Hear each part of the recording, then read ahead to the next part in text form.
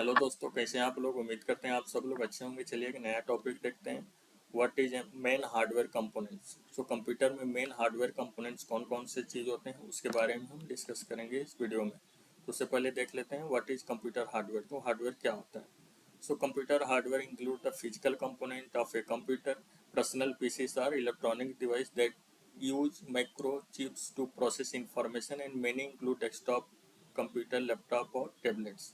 सो basically क्या होता है, जो कोई भी आप कंप्यूटर या पीसी जो आप यूज करते हैं या लैपटॉप, जो भी चीज़ें आप यूज करते हैं उसमें फिजिकल कंपोनेंट्स कनेक्टेड हैं, उसको हम फिजिकल कंपोनेंट्स कहते हैं। जैसे आप पीसी चलाने के लिए आपको माउस की ज़रूरत पड़ती है, कीबोर्ड की ज़रूरत पड़ती है, मॉनिटर की ज़रूरत पड़ती है, सीपीयू की ज़रूरत पड़ती है। तो ये सब चीज़ें फिजिकल कंपोनेंट्स में आते हैं। और ये एक इलेक्ट्रॉनिक डिवाइस है। कंप्यूटर एक इलेक्ट्रॉनिक डिवाइस है जो माइक्रोचिप्स की मदद से हमारे इंफॉर्मेशन जो भी यूजर द्वारा दिए जाते हैं वो आपको आउटपुट के रूप में डिस्प्ले देता है। इसमें आपको डेस्कटॉप हो गए, लैपटॉप हो गए या टैबलेट्स हो गए, ये सब चीज़ें होते हैं।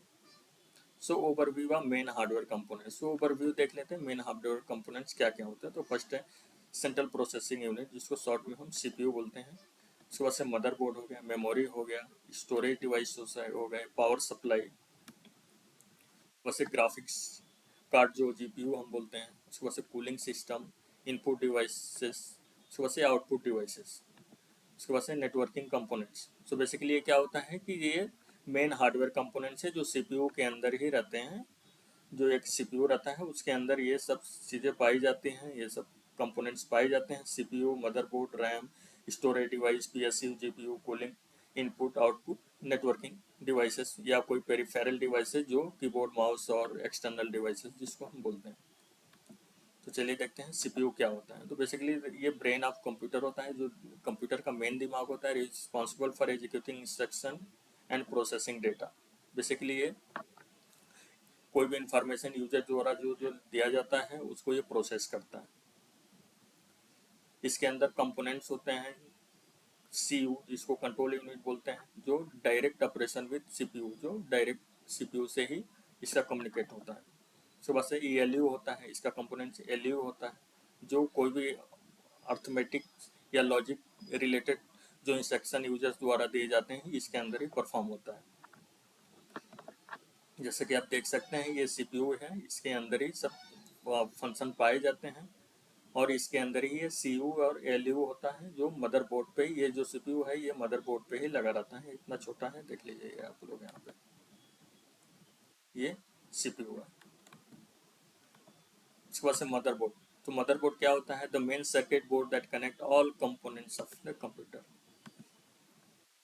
एक्चुअली क्या होता है कि ये सभी कंपोनेंट्स को कनेक्ट करता है। जो component CPU socket slot for the CPU, इसके अंदर सीपीयू सॉकेट्स रहते हैं या स्लॉट्स भी रहते हैं, रैम स्लॉट भी रहते हैं, हार्ड डिस्क स्लॉट, ये सब चीज़ें रहती हैं। Expansion slot, slot for additional card like GPU, sound card and network card. So motherboard में ही रहते हैं। ये एक्सेप्शन है, अगर आपको बढ़ाना है, जीपीयू कार्ड वगैरह लगाना है, नेटवर्क कार्ड लगाना है तो आप लगा सकते हैं इसको। इसमें चिपसेट भी होते हैं, कंट्रोल कम्युनिकेशन बिटवीन सीपीयू। चलिए चिपसेट क्या होता है, जो कम्युनिकेट बिटवीन सीपीयू और कंट्रोल करता है, एक सीपीयू और मदरबोर्ड से कंट्रोल करता है, memory and other peripheral device को कंट्रोल करता है। जो बायो, इसके बाद से BIOS UEFI firmware initialize hardware during the boot process. तो मदरबोर्ड में एक और फंक्शन होता है जो BIOS UEFI firmware that initialize hardware during the boot process.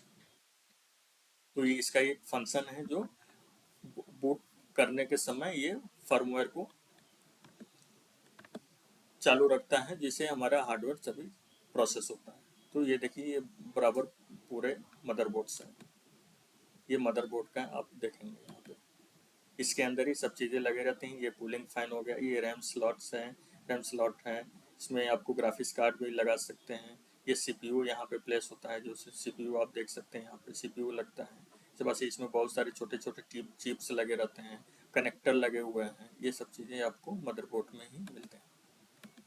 उसके बाद से मेमोरी क्या होता है, तो volatile memory use for temporary data storage while the computer is running. तो बेसिकली मेमोरी क्या होता है कि जो रैम जिसको बोलते हैं रैम, ये वोलेटाइल मेमोरी होता है जो टेम्पोररी डेटा को स्टोर करता है। जब तक हमारा कंप्यूटर चल रहा है तब तक डेटा उसमें स्टोर होता है। इसमें टाइप्स ऑफ रैम आप देख सकते हैं, डी रैम होता है जो कॉमन टाइप्स होते हैं मुझे कंप्यूटर्स। उसके बाद से स्टैटिक रैम होता है, faster and more expensive use for the caches memory. So ये रैम आप ऐसे देख सकते हैं, ये रैम है जो मदरबोर्ड में ही प्लेस होता है। उसके बाद से पावर सप्लाई यूनिट पीएसयू।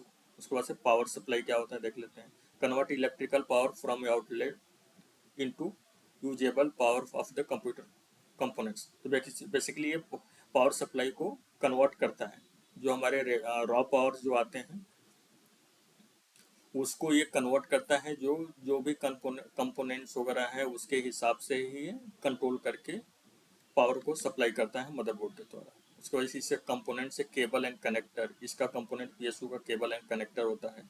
सुबह से सीपीयू होता है, प्रोवाइड पावर टू मदरबोर्ड, ये मदरबोर्ड को पावर देता है, सीपीयू को, GPU and other peripheral device, जो माउस कीबोर्ड और जो भी चीज़ें आप कनेक्ट करते हैं उसके ये पावर सप्लाई करता है, जिसको हम ये पीएसयू बोलते हैं। यहाँ पे आप पावर कार्ड डाल सकते हैं, यहाँ से ऑन ऑफ कर सकते हैं, इसमें फैन लगा रहता है। इसके बस पीएसयू को ओपन करेंगे तो आपको इनसाइड ऐसे दिखेगा। इसका कनेक्टर यहाँ पे लगाया जाता है मदरबोर्ड में। सो बस स्टोरेज डिवाइस क्या होते हैं? Non volatile memory use for the long term data storage. ये नॉन वोलेटाइल मेमोरी होती है, जैसा कि रैम वोलेटाइल मेमोरी होता है, जब तक कंप्यूटर रन करेगा तब तक चलेगा, लेकिन ये वैसा नहीं। स्टोरेज डिवाइस जब आप कंप्यूटर बंद भी रखते हैं तो डेटा इसमें स्टोर रहता है। जैसा कि आप देख सकते हैं, ये hard disk, SSD, CD, DVD, USB, flash drive, ये सब स्टोरेज डिवाइस ही आते हैं, जैसे ही इसमें हार्ड डेटा आपका परमानेंटली रहता है। यहाँ पे ये हार्ड डिस्क है, ये एसएसडी है। सुबह से जीपीयू, ग्राफिक्स प्रोसेसिंग, ये क्या होता है? Handling rendering of image, video and animation. So basically इसको यूज किया जाता है जब हम ज़्यादा वीडियो और इमेज को एडिट करते हैं या उसको बनाते हैं, या जो भी चीज़ें हैं उसको वीडियो वगैरह शूट वगैरह करते हैं, तो उस समय आपको जीपीयू की ज़रूरत पड़ती है। Types: integrated GPU, building the CPU और मदरबोर्ड। इसमें टाइप्स भी होते हैं इंटीग्रेटेड जीपीयू जो ऑलरेडी मदरबोर्ड में इनबिल्ड होते हैं, या आपको अलग से इसमें लगा सकते हैं। डेडिकेटेड जीपीयू अगर आपको बाहर से कुछ लगाना है तो भी लगा सकते हैं अलग से, आपका रिक्वायरमेंट के हिसाब से, या आप जीपीयू परचेज करके आपके अगर स्लॉट खाली है मदरबोर्ड में तो आप लगा separate card install on exception slot. अगर एक्सेप्शन स्लॉट है तो आप वहाँ पे लगा सकते हैं। ग्राफिक्स कार्ड के लिए बेसिकली डिजाइनिंग वगैरह के लिए आपको बहुत ही ज़्यादा यूजफुल होता है जीपीयू। ये जीपीयू वैसा रहता है, ये देख लीजिए, आपको बेसिकली वीडियो एडिटिंग के लिए काम आता है। उसके बाद से कूलिंग सिस्टम आप समझ सकते हैं, जैसे कि आप ये सीपीयू के पास भी लगा रहता है और बैक साइड में पीएसयू के बगल में भी लगा रहता है, जो हमारे सिस्टम को कूलिंग करता है, जो टेम्परेचर का हिसाब से आपको, जो भी टेम्परेचर आपको मदरबोर्ड शूट कर रहा है उसके हिसाब से ये कंट्रोल करता है। इसमें फैन रहते हैं, हीट सिंक लगते हैं, लिक्विड कूलिंग सिस्टम, ये टाइप्स होते हैं। जैसे इसमें फैन हो गया, ये उसके बाद हीट सिंक, जो सीपीयू जब ओपन करेंगे तो उसके पीछे आपको लगाना पड़ता है। हीट सिंक जो हमेशा कूलिंग रखता है। लिक्विड कूलिंग सिस्टम या कोई भी लिक्विड कूलिंग सिस्टम आता है उसके हिसाब से आप यूज कर सकते हैं। सो बस इनपुट डिवाइसेस क्या? Devices use to input data into the computer. तो बेसिकली आप जानते हैं कि इनपुट मतलब जो भी आप दे सकते हैं, जो आप इनपुट दे रहे हैं कंप्यूटर को, उसको इनपुट बोलते हैं, जो इनपुट डिवाइसेस के द्वारा ही दिया जाता है, जैसे कीबोर्ड, माउस, स्कैनर, माइक्रोफोन्स, ये आते हैं इसमें। तो ये सब इनपुट डिवाइसेस हैं। वैसे आउटपुट डिवाइसेस क्या है? That devices to output data from the computer. So basically monitor, printer, speaker, ये सब आउटपुट डिवाइसेस। उसके बाद से नेटवर्किंग कंपोनेंट्स होगा, enabling connectivity to network to the internet. Example NIC card, Wi-Fi card, modem, router. So ये networking components हैं। Modem हो गया, एनआईसी हो गया, रिपीटर, स्विच, राउटर, ब्रिज, ये आपको नेटवर्किंग कंपोनेंट्स में आते हैं। ये पेरिफेरल डिवाइसेस से एडिशनल कोई डिवाइसेस आप कनेक्ट करते हैं, जैसे स्पीकर वगैरह हो गया, तो ये आपको जॉयस्टिक, ये स्पीकर्स या जो भी चीज़ें हैं वो आपको पेरिफेरल एक्सटर्नल डिवाइसेस आते हैं। एक्सटर्नल हार्ड डिस्क कनेक्ट कर सकते हैं, वेब कैम, गेम कंट्रोलर, ये सब चीज़ें आप कनेक्ट कर सकते हैं। तो थैंक यू सो मच दोस्तों वीडियो को देखने के लिए। वीडियो को ज़्यादा से ज़्यादा शेयर करें, लाइक करें, कमेंट करें और अपने दोस्तों के साथ ज़रूर शेयर करें। मिलते हैं किसी नए वीडियो में, तब तक के लिए जय हिंद।